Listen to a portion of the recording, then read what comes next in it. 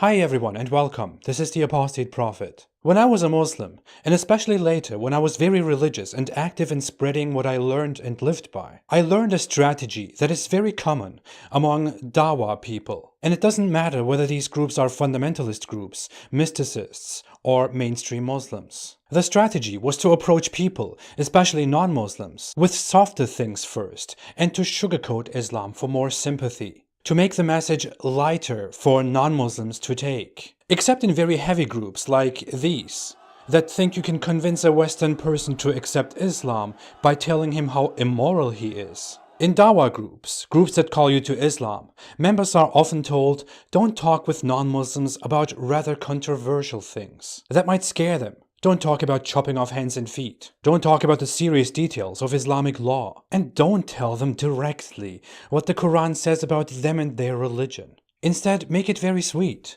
and tell them things first that they would like to hear. Make it interesting. Make it attractive. Bring them closer. Even closer. Even closer. Because once you have their attention and their sympathy, you can slowly take them inside Islam. And once they are inside Islam, there's just no way out.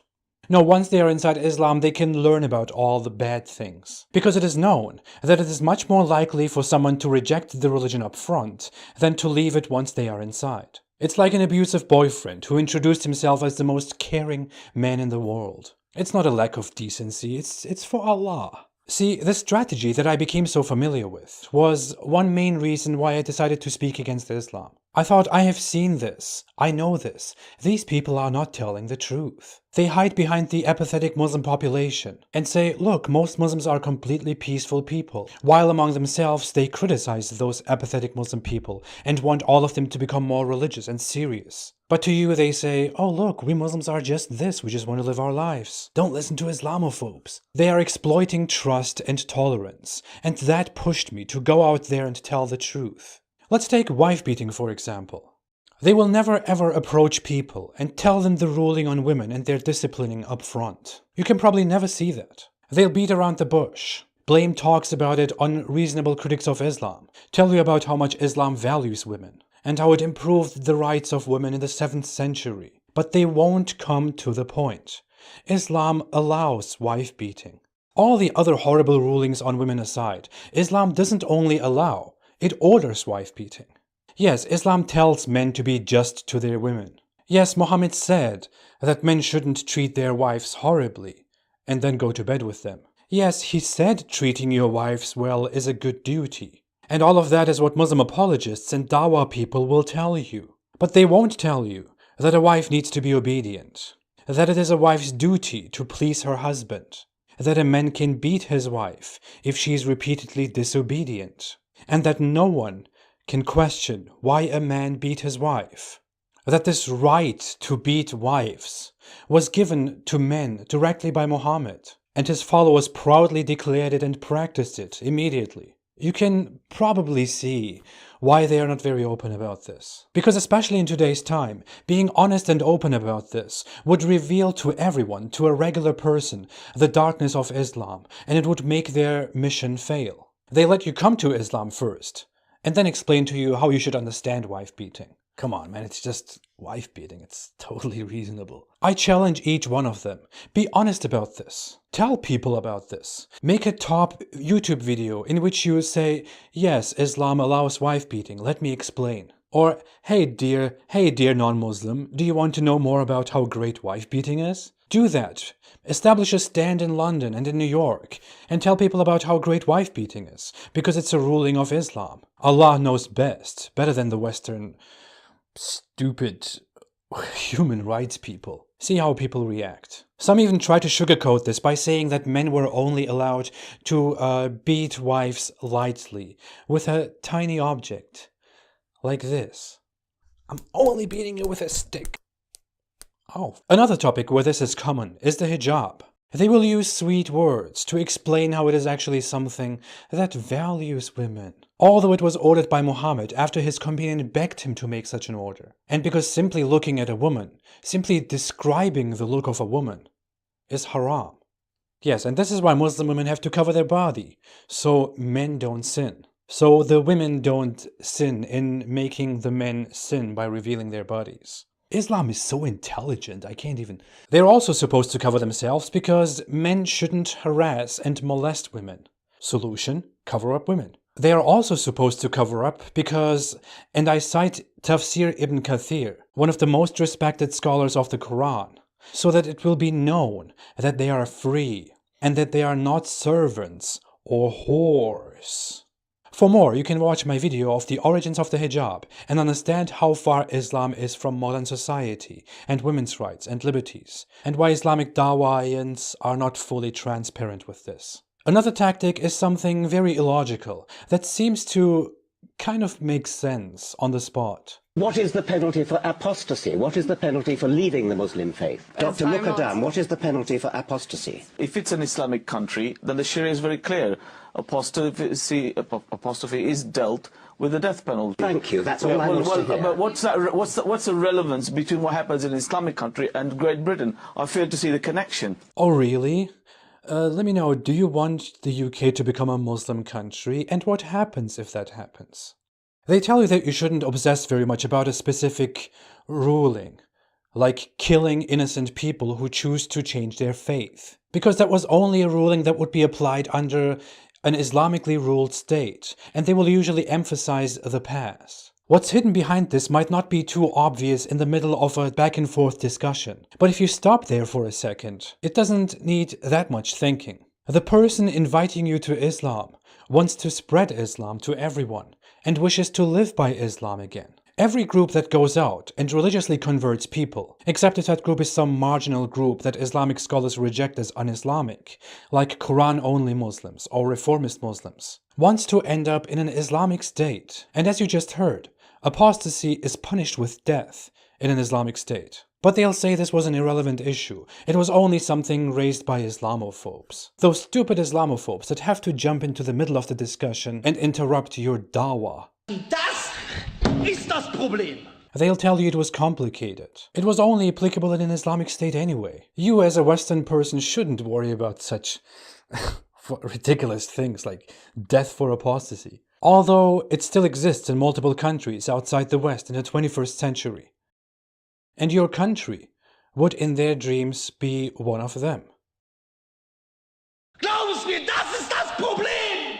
The victim card. This, to be honest, is not really a strategy. It's more of a mentality. It's a mentality in the nature of Islam. When you look at the Quran, you'll see very often how it talks about those who persecuted the Muslims. The religion is based upon Muhammad and his followers being persecuted by the local mean polytheists. But not for no reason. Because Muhammad was highly disrespectful toward their traditions and idols, and condemned them repeatedly. This gives the regular Muslim the mentality that everyone hates Muslims and wants to go after Muslims.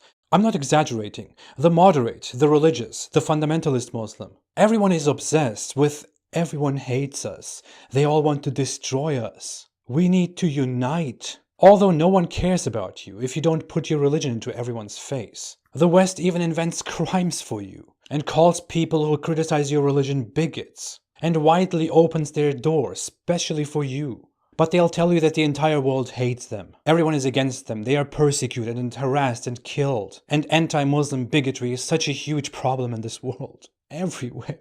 Everywhere. As you guys know, dear brothers and sisters, Islam is being attacked left, right, center, all over the world. This couldn't be further from the truth. If we look at actual statistics in the West, for instance, per capita hate crimes against Muslims are ridiculously low, so that we wouldn't even talk about them if it wasn't a popular topic.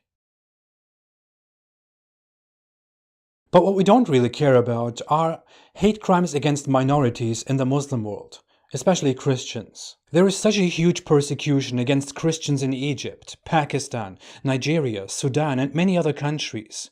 If they happened in the West against Muslims, we wouldn't be talking about anything else right now. Muslims aren't remotely treated like this anywhere in the West. But I guess when the oppressor is the Muslim and the oppressed is the Christian, we don't care at all.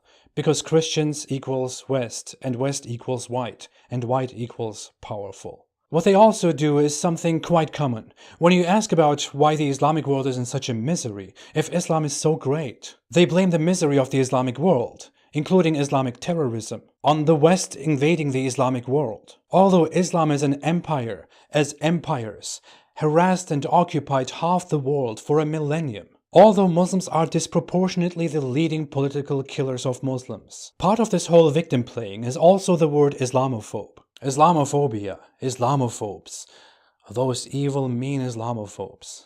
Isn't it sweet how virtuous and right you appear when you claim you're just hated for no reason, although you just want to practice your religion and spread it to everyone else, and install Sharia law, and punish those who dare to criticize Islam.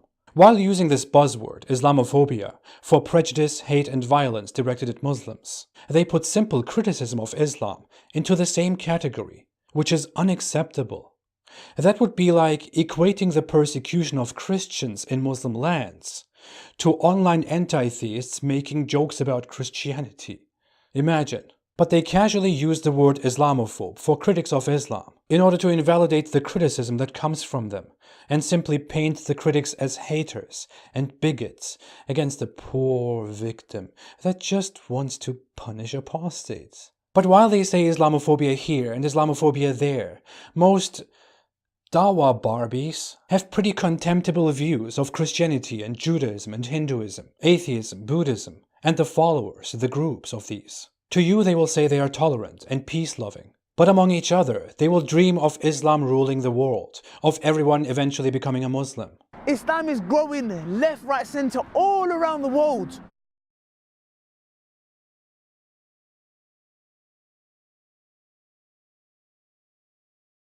And they will mock and hate these religions and their adherents. That comes to no surprise, because the glorious Quran is full of such hate. The Hadith are too, and so is Islamic history. If we really wanted to look for a phobia, there wouldn't be a bigger example for that than how the regular Muslim population, especially the religious one, views, treats, and speaks of the rest of the world.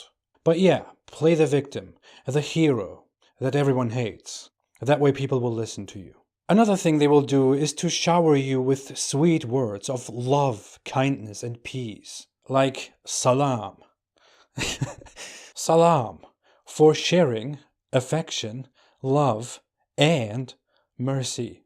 They're actually using the word and for one of the letters in salam. But we're not expecting anything bright here anyways. They'll tell you that Islam loves and values peace, while believing that Islam should punish the blasphemer, the heretic, the evil apostate, gays, immorality, and so on, while proclaiming a religion that orders to fight the people until everyone believes that Allah is God and Muhammad is his messenger, while believing that jizya, protection money, should be collected from the infidel, while believing in sex slavery that is sadly not possible today due to the evil West. Stupid human rights. Many of these rather religious groups actually casually joke about sex slavery and dream about concubines, slave girls, and 4 wives. That's where the humor goes. Oh, especially about those sex slaves or wives that righteous Muslims are supposed to have in paradise. This beautiful giant sex fantasy for horny men with beards who go to heaven. They'll even be dishonest about this specific topic, although the vast majority of Dakwah heroes firmly believe in this and expect to receive those virgins in paradise. They'll tell you that it is a confusing, misunderstood issue, that you shouldn't take it as some weird divine sex party in heaven. But Islam promises fresh, beautiful, full-breasted, mindless virgin women. Fresh slave girls basically, with big eyes. And transparent skin so you can see their bones. What the hell? Created specially for religious Muslim men. Juicy. And 72 of them are given to the martyr, who dies fighting for Allah or in different ways. Although even a fundamentalist Muslim who believes in this will easily dismiss your question about this or your remarks with something that includes the word Islamophobe. Or they say, oh, everything you know about Islam are 72 virgins? Well, it doesn't have to be the only thing someone knows, but that's pretty much enough. So yes, it is a beautiful giant sex fantasy for horny men with beards who go to heaven. It's a bit disgusting. Yeah, a bit. This guy stands in front of you and tells you about how beautiful his religion is, and you just know, while standing in front of him, that this guy is expecting to go to heaven and have sex with multiple mindless, full-breasted women. And finally, we hear it very often. You are taking this out of context. You're not. But discussing this would take a lot of time, so why don't I keep this for another episode? This would be very interesting. But just a hint, if a religious Muslim, especially a fundamentalist one, tells you that you're taking something out of context and judging, then maybe ask them to really explain the context to you fully, and take some sources with you. That will give them a bit of a headache. After all this, we actually have a list of lots of things you could ask the next person who approaches you and invites you to Islam. Tell them to be honest about these things, without beating around the bush, to explain how these things could possibly stem from a loving, merciful, wonderful, moral, almighty God who is totally up to date with human rights, liberties, and morals. Or while you're at it, you should also add Muhammad's pedophilia with Aisha to these questions. Muhammad's marriage to a 6-year-old girl, whom he had sex with when she was 9, and he was in his mid-50s. No, it wasn't totally normal back then. Muhammad had a dozen more wives, and those were at quite normal ages. But I'll go into that soon again in a dedicated video. For now, you get the point. When they tell you about the beauties of Islam and how much you need it, they won't even talk about these things that they should be telling you up front, because they know that this is controversial in your culture. And they would be talking about these things if they were really honest and caring. Don't fall for these tactics. Islam is a dark world, a dark ideology, a hopeless religion with no joy for a regular human being.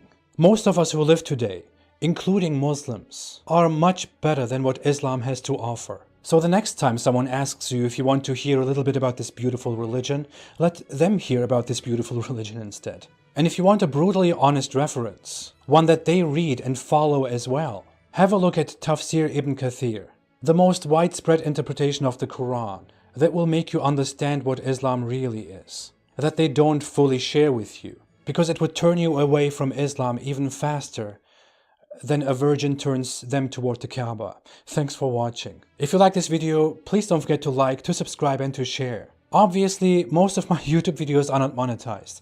If you want to support me and my cause and want to spread this, you can support me on Patreon. I appreciate all your contributions so much. I'll be back again. Have a great time and stay away from Islam. You won't get virgins.